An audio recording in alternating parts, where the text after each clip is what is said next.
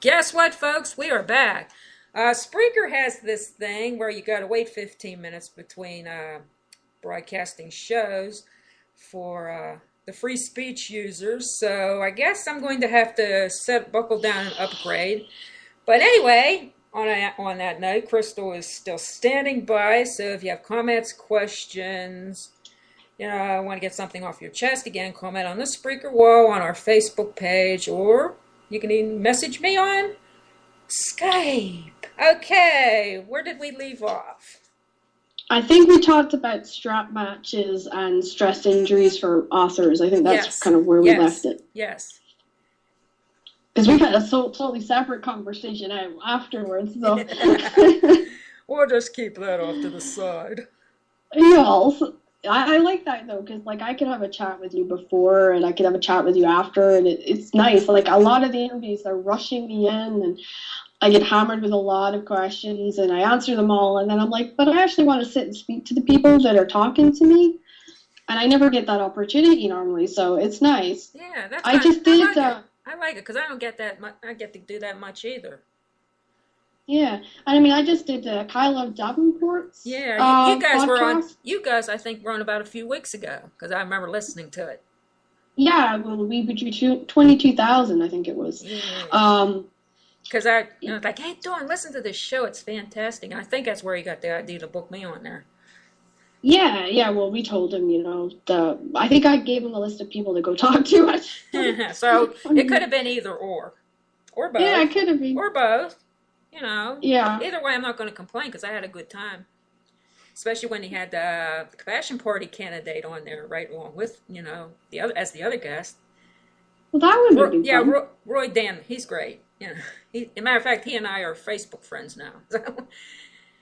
That's great. Yeah. He said, yeah, I had a good time talking to you. You're so down to earth and all this. I'm like, wow, to get endorsed by a presidential candidate. Wow. Yeah, I mean, that's something special. I don't think that happens very often. No, and I never expected it in my case. Like I said, ever since this book came out, everything's been nuts. Yeah, I mean, I've been in a situation where I had some of the, I got endorsed by, I think, it was an endorsement. It was a tweet of, support from Shane Helms, which, helped my esteem. There you go. Yeah, that was nice. You have arrived. Yeah, I didn't expect it. He retweeted me, and he favored the tweet, which helped a great deal. Didn't learn any, but it was great. I would really love to do his show. That would be one of my ultimate favorite things. That would be awesome. Oh gosh, me and him on Skype doing his show, I think would cause a riot or two, but server crash, probably a server crash or something. I think it would be interesting.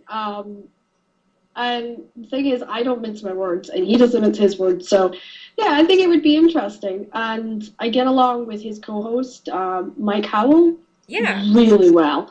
So I think it would lead to probably one of the most interesting conversations that I could ever have I'll definitely with anybody. I'll definitely be listening that night, because that would be hilarious. Well, I'm hoping to. I'm dropping hints on here in case one of your fans, your fans, start tweeting and say, "Yeah, book Kristal and Highway to Helms." There you go. Because I know that the waitress has wanted me on a few times, and we've just never gotten around to arranging it. So that's kind of my thoughts. I really wanna do that, and to I think she would have more fun with me being on, actually, to be fair, than he would. Well, you never know. I would love it if it was her, Shane, and Mike, because we would have a really, really good laugh. We used to tweet each other a lot, me and the waitress. Yeah, I know. I remember reading upon because I followed both of you. Yeah, we used to tweet back and forth and stuff. But I have to go on record and say the person that I've enjoyed the most tweet conversation has been Raven. Oh, yeah. You see our conversation last year? Oh, my gosh. Yeah, like I don't have any He's so sort cool of. though. So yeah, I don't. Yeah, he's so cool. He's amazing. Yeah, so like And you know what I like here's the about this guy? fun. You know what I like about this guy? He plays by his own rules. You got to respect that because not many of Yes. them do. Even when he was in WCW, he says, "I'm going to wrestle when I want to, when I feel like it, Mhm. and by my own rules." And you got to dig a guy like that. Well, it wasn't just that. He just didn't, he went on record on several interviews and stuff and had said that, Eric Bischoff had come into the room and said to her, to the cast, oh, if there's anyone who wants up and leave, then the time is now. And he made a point of picking on Raven. The thing about Raven is he's smart enough to know what to do and how to handle himself and make money. But on the flip side, he's somebody that respects talent. And there's not a lot of people like that. And that's a lot. And I always get the piss taken out of me in the dance industry. I was 14 to when I was 18. I had three wrestlers that I looked up to. And there was only two I had that kind of emotional connection to that I felt really connected. And Ray, like my dance partner's idol. Like he idolized Raven. If Raven did something different with his face or his makeup, Derek did something different with his face and his makeup. So I have watched more Raven promos than I have watched anything else in my life because they use Derek's flat continues. And Derek, by the way, people, is a character in Marie's World, but was actually a real person too. And it was a lot of fun. And I kind of took a lot of what Raven used to do in his wrestling, and it taught me how to. Like, I was the only person in dance, other than Derek, who had a 3D character history. I was the only person in dance that could do a 2-minute promo and have somebody walk away from the dance battle before it even begun. And I'd still get paid for that night because it's not my fault the person walked away. And it's a lot of fun. I wish there was more Ravens in other industries except for wrestling, but unfortunately there's not. I put my hand on my heart and say that if I ever got the opportunity to work with Raven, I would be the happiest person in the world, because that's true. It's the same with Stevie Richards. I loved Stevie Richards as a kid, and I kind of still do, because to me, he wasn't the guy that got the piss ripped out of him continuously. There was, to me, when I was watching work, the environment, and to me, but more than that. Within that situation, I was the crazy girl.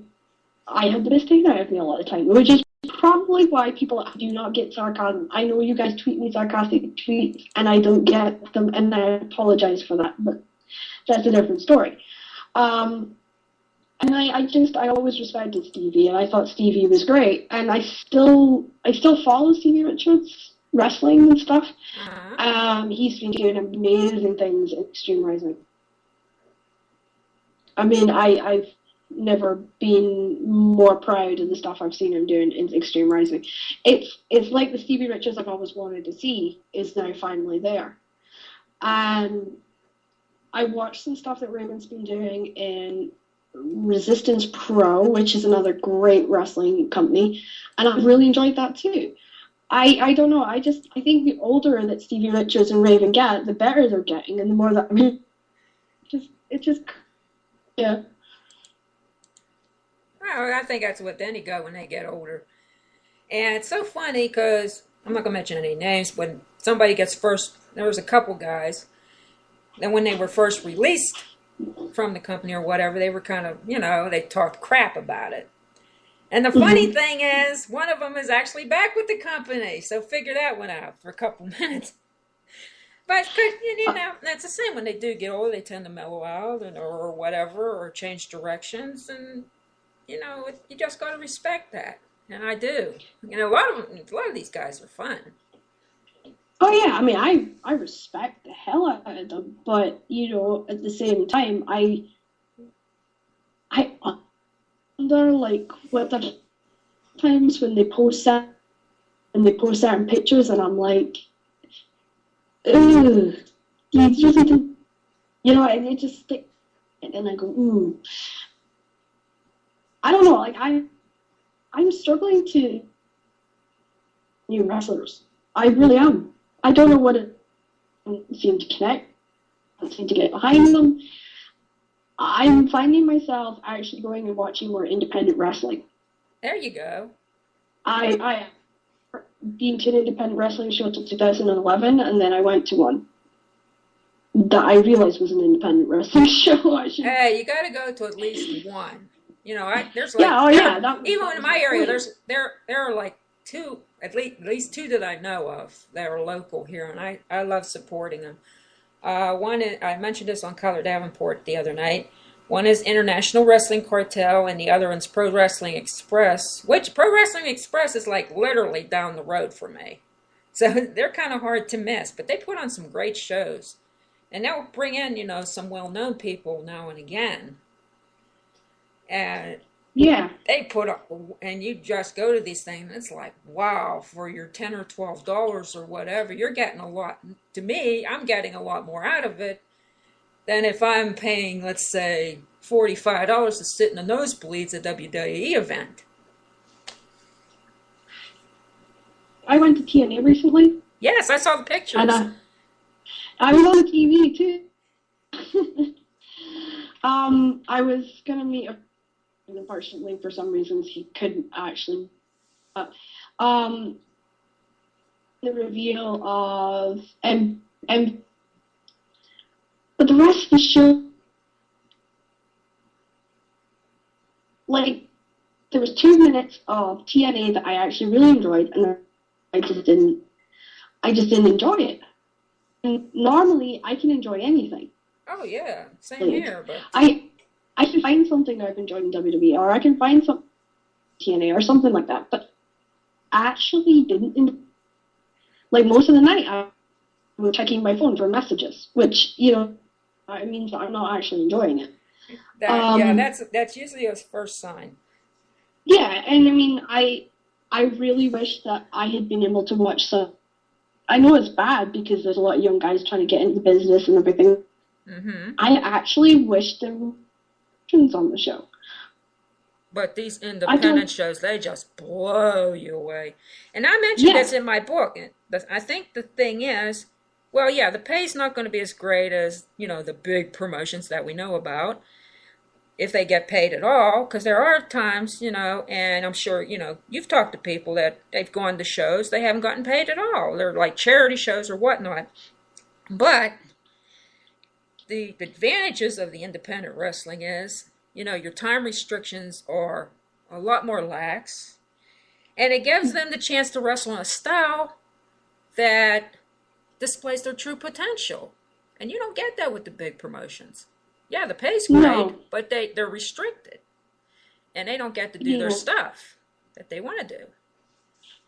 A lot of the matches, and I mean, correct me if I'm wrong, but sit and watch the bigger shows, I feel like it should have gone low. There could have been more done, I mean, or at least I feel like, okay, would have liked to have seen that storyline. And I feel with a lot of the bigger companies is they cut the story quickly. Yeah, too much. I mean, or you get and you want a main event match or whatever. What happened to these 1 hour Iron Man matches or whatever? You're not going to tell a story in 10 minutes or less. That's just my opinion. Don't mean that we should have Iron Man matches the whole time, but again, I just disappointed with what is left over. Yeah, I mean, the example out of my book, guy was wrestling in Italy, and the promoters had originally, I don't know if you read the book yet or not, the original. No, I haven't had a chance. Yeah, and the promoters wanted it to go, they had a rough time of about 12 minutes, which is pretty good time. And the match actually went a little over, and he's like, and he's freaking out. He's, oh my God, they're going to yell at me. They're not going to ask me back again. And they got backstage, and the promoters actually thanked them for putting on a good show and entertaining the fans. Now figure that out. That's the independence, mind you. Yeah, but the thing, it's different as well. But I worry about the independents. Wannabe promoters, screen wrestlers, and I that the last year, like through being Joe's co-author, like he sits and talks so many that have screwed him over, like paid him, not paid his deposit, not paid his flight. Exactly. Good. Yeah, you're going to run into that. That's a disadvantage. Yeah, and it angers me because I'm like, if you can't to pay for all your, then don't book. You know, it's crazy to me that they would do that to somebody. Yeah. Because they're losing money and time, and them on their phone build up chasing down these promoters, and it's, to me, that just seems ridiculous. Exactly. Thank you. I mean, I say this because I'm not in the wrestling industry, so it's anywhere. I don't give a flying toss of, it's anywhere, really. You know what they think. Like the first publisher, like the first publisher we had, our manuscripts are still somewhere in the black hole. Yeah. Oh, no, I heard a perfect example. I was an English publisher. He was going to pay me away, every writer's dream. And I was going to be paid monthly, and I was to do X amount of books a year, but it was up to me how many I did a year, and, all that kind of stuff. And so I put like 2 months, and then his directors in his company messages me and says, "Oh, it's not happening." Uh-oh. And so the guy had lied to me for over 2 and it ripped the guts out of me, to be 100% honest. It ripped and I wasted 2 months. I lost bills and all that kind of stuff, and I was just, and there's a lot of publishers that's doing that to me. They promise advances or wages, and then they come back and then they plead, the poverty. It gives me right up the wall. Now, see, this is what I like about my current publisher. They have been, totally honest from the beginning. He said, look, okay, we're going to give you a 5-book deal, but here's the thing. He said, we can't give you advance right now, obviously, because they're just starting up, which I didn't really expect. They said you're going to be, depending on sales, you're going to get a certain amount of percentage of royalties. You're going to get them quarterly. And this is where we're going to market. This is how we're going to market your books. This is what we're going to do. We're going to do this. We're going to try this. We're going to try that. He says there's no guarantees. I mean, they were very honest. And that's what I liked. I'm like, okay, let's try. But a lot of them aren't. And I find myself that in a horrible position a lot of it. Yeah, I mean, these guys they're telling me one thing and doing another. And, I email, I get an answer within 24 hours, which you don't get from, I have yet to hear from my first publisher about anything. Like I said, my script from 2 years ago is still in the black hole. And even during the editing process, before my latest book came out, he says, okay. Of course, it came out pretty much ahead of schedule because it wasn't originally supposed to be released until early May. But with the bad weather, I was able to finish ahead of schedule because I couldn't get out of the house. I'm like, what else am I going to do? He said, okay, we're going to try to get this bad boy out in March, maybe April at the latest, but we're going to try to get it out before WrestleMania. There's no guarantees. Well, he got it out in March, all right, March the 1st. Yeah. But we didn't expect it to take off, at least right away, because the other books, it took a while, to get in the system. But this thing, right even before we had the free bad weather promo that Dawn thought up the last minute, it was on the bestseller list the next day. Yeah. I'm like, God, what did you do? I get frustrated with a lot of publishers that say that they offer marketing and help and stuff like that, and then they don't. Then they get on to you for, not doing enough. And the thing is, in publishing, you have to publish X amount of books continuously in order to make money. Exactly. And if you don't, like I said, I usually try to get out at least 3 or 4 a year. This is my first break in 4 years. Otherwise, they're not making money. I'm not making money. Everybody loses. And I mean, that's the point. And I get mad when people turn to me and say, oh, you're not promoting enough. And then I have to turn around and I have to show them the promotional stuff that I'm doing. Exactly. That gets to me, and people don't get that. I mean, we're doing the appearances. You're doing radio shows, that type of thing. doing something every single day, whether I'm doing a blog, whether my book's having a review done. I mean, I'm probably the most socially active. Yes, I saw you had it. I saw the review for Calling You Home. Congratulations! Yay! Yeah, it got trashed when it first came out, and then people are coming back and going, "Oh, well, actually, it's really good." And Danielle's review of my book, this latest book, it finally got on Amazon. She said she tried like 2 or 3 times, and it got denied, and it finally made it. She gave it 5 stars. I'm about ready to pass out. Because, she's as honest, and you know from personal experience, she's as honest as a reviewer as you're going to get. She doesn't like something, she's going to tell you. Yeah, she will, and that's what I like. But I mean, I must admit, I'm still waiting for her people, by the way, to do reviews of mine. But yeah, no, she's honest, she's fair, she's intelligent, and she does and that's all you ever want. And she's in the publishing business as well as writes her own books, so you know what she's talking. She knows what she's talking about. Whereas you're not going to get the random Jane Doe out there who reads for a hobby or whatever, and they're just going to sugarcoat it. And that's what I liked about Danielle. She was honest about it. And you got to respect that. I mean, somebody in the publishing business, that's the best way to go. Yeah, and I'm actually just having a quiet laugh because somebody just sent me a T-shirt that has popped up on Amazon. And it says, "I love Kristal," and it's spelled the exact way my name's spelled. Ah, cool. So somebody out there must love me because they just put here for sale with my name on it on Amazon. T-shirts for you, IMDb, and Wikipedia for me. What the heck? Hey, everybody wins. Yeah, I mean, I find it funny. Like, there's not every day that somebody sends you a link to Amazon with a T-shirt that says "I love Kristal" on it, it's so funny. We're talking about social media here, and I mentioned this on one of my pre-tape shows not long ago. Ever since this book came out, and Billy hasn't been on his Twitter since July of 2012, but yet his followers have gone up in the last couple of weeks. I'm like, wait a minute. I'm like, wait a minute, this guy hasn't tweeted in almost 2 years, but he's getting followers. Dawn says, think about it. The book came out on the 1st. Think about it. I'm like, I'm not taking credit for anything. No, for you, though.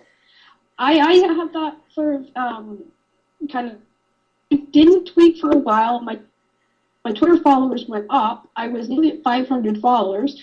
And then the next thing I know, I start tweeting, and numbers crash to like 429. Yeah, it doesn't make any sense, Well, I'm kind of a little over 1,300 right now, which I guess is nothing to sneeze at. Oh no, I mean it's better than me. Yeah, and I got quite a few verified accounts on here. Yeah. I don't I had to do that for a while. I had to verify mine. But this guy hasn't tweeted in over 2 years, and it's like, Dawn says, think about it. Yeah. Oh, I get it right away, so don't worry about that. Yeah. But you never know. Like, there's a lot of funny stuff going out. But we should talk about what you thought of Waking Up His Wife, because I saw your review on it, so I was like, I had questions for you. I had questions. What was your favorite scene in the book? Oh, gosh. Well, the funny part about literally waking up, finding out she'd married this guy, I'm like, whoa. That kind of blew me out of the water. That was my funniest part. See, when I was writing that, because I actually based it off a wrestler that I knew very, very well. Uh-huh. And I was writing it, and I was just like, that was the kind of crap that would happen to him. Like, he's woken up in the weirdest of places, and that's why we have quite a good friendship, or we did have a good friendship. And he would wake up in weird places. And I used to, as a dancer, wake up in weird places because you would get drunk if you won the championships, and I won the championships a few times. There you go. And you would wake up in weird places, and it was the same for him. And I just funny would it be that he, if somebody woke up a wrestler's wife, it's not something that you aspire to, it's just something that happens, And I thought that would be so funny, and I actually sniggered while I wrote that. I was stickering away going. That's classic. You know, And then you'd think I something thought, like oh that would happen no. in Las Vegas or something. Yeah, and then I thought to myself, oh crap, that is the kind of thing that would actually happen to me. If I got drunk and I was single, yeah, that's the kind of thing that would happen to me. So If I drank and was single, that wouldn't put it past myself either. But don't do that kind of stuff anymore. I don't do that stuff either. Would have a problem with that. Yeah. I mean, I thought that what was the in the book that made you go and get your head and stuff? Oh wow, actually quite a few. There were so many good parts in that book. I can't even begin to mention them all. Otherwise, I'd be here for a week. You know. We're on the writing the second one, which is a father. So that might be one for a few people. And it's actually featuring Eric, who the main friends that you in Waking Up His Wife. Uh-huh. And Drake is back in book 2, so that might be interesting. Oh yeah. I'm intrigued. Yeah, I think people hated him. Like everyone doesn't like him, so we'll see how it goes. You got to bring back at least one character somebody doesn't like. Yeah, because otherwise, antagonists, And gosh, and we're working on fighting for his love, and that is going to be following Carl's best friend. Ooh. So, Ooh. did you find the ending of Fighting for Love funny? Because I must admit I laughed my socks off when I was writing that. Yes, as in nearly pee your pants laughing. Yes. Yeah, actually, a wrestling friend of mine said I would have gotten up, turned around, and ran out the house.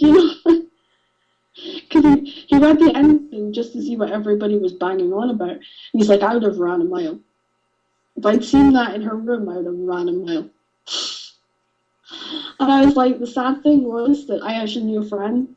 She was so mad about wrestling, got that bed put in the house. And she had to sell the bed with the house. They couldn't get the bed out of the room. They couldn't assemble. So she sold the house with the bed. Mm-hmm. But no, I mean, I'm looking forward. What book are you looking forward to the most coming out? Oh gosh. I can't really say I have to say all of them. Because I'm going to have so many of them. I have so many, books by other people in the queue right now to read, whether or not, like I always say, if I like something, I'll put a review on Amazon. If I don't like something, you probably won't hear from me, but if I really like something, you're going on my book of the week. Yeah, that's what I made on the book of the week for like all 4. I was like, really? Yeah. How did I manage that? Yeah, and it doesn't take a lot to make me happy, but if I'm really impressed with something, you're going on book of the week. So that's why I put it out. I'll put that out not only for you, but for everybody. Yeah. Oh, I mean, the sex scenes in the second one is, I have to say, is probably the most we had soft sex scenes in the first book, and we're upping the ante with the sex scenes in the second one. It's going to be really different. That was like Cruiserweight. I go back to read it. I'm like, my God, this book is filthy in contrast to the other 3 in the series. But on that note, we are winding down to the last minute of this show. I want to thank Kristal for taking time out of her busy schedule to come chat with us today. Don't know when the next show will be, but anything comes up new, I'll be back on the air or even doing a random show. Kristal, thank you very much. Good luck and everything. And hopefully we can get Joe back on here in the future as well when he's not in a crisis. Joe, hope your son's doing okay. Everybody take care, and I will talk to you soon. Have a good one.